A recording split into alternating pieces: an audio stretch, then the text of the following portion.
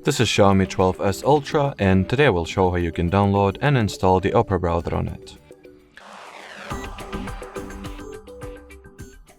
So first step is to make sure that your smartphone is connected to Wi-Fi, then launch the Google Play Store, log into your Google account if you, haven't already, then at the search bar type in Opera.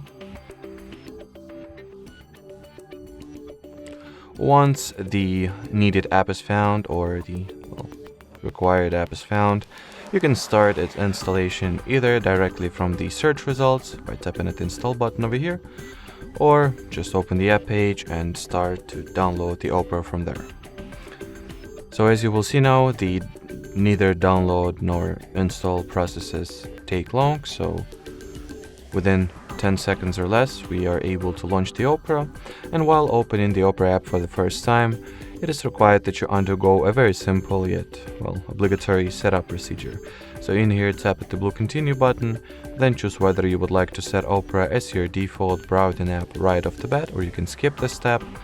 And at the final page, you can customize the permissions that the Opera will have an access to, or simply allow everything that it asks for, and start using the browser.